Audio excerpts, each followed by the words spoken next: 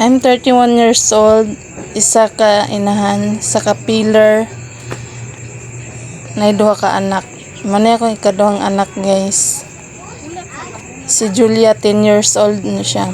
Manay among trabaho, manit og saging. Di na mo gikuha tanan amo ang panghanglanon sa usa ka pamilya, nagpa-eskwelag mga anak.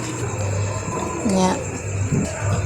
Manay among pang-adlaw-adlaw nga trabaho, usahay way trabaho, usahay hinay. Usahay sayo ra makauli.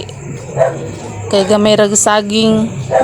Pakyawan niya among trabaho, guys. Manay among trabaho sa kumbana. Nya mao po ning trabaho sa akong mama sa una o hantod karon. Mamanit og saging.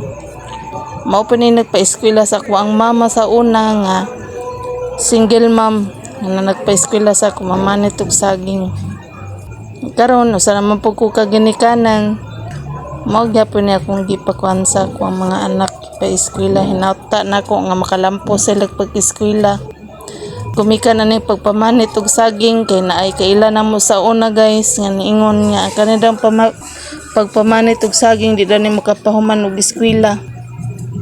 Maka-lockdown sila gistorya nga usa ka pillar lang nga di makapahuman og eskwela college. Soon malay na to ang Ginoo ray nasayod sa tanan nga mao din ni makapahuman sa pag-eskwela mga anak. Nga may among mapaedukar.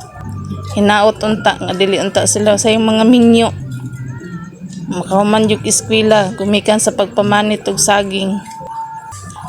Trabaho na mo, guys, pakyawan na siya, depende na sa kinilo. Timbang mo na siya, guys, 250 ang kilo.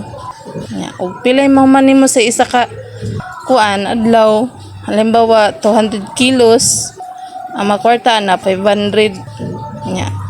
Mao lagi depende sa saging ug daghan ba. Kay nana man gid ni amo ang trabaho pakyawan. Nagagad sa saging, daghag pillar, gamay ra pon big ma-income. Nya. Ano da padayon gahi kay ng saging na, guys, sa imrog batok. Mura ra siya sayon tan-awon. Ang pagpamanit og saging, pero gimo na siyang ikuan sakit kay sa kamot.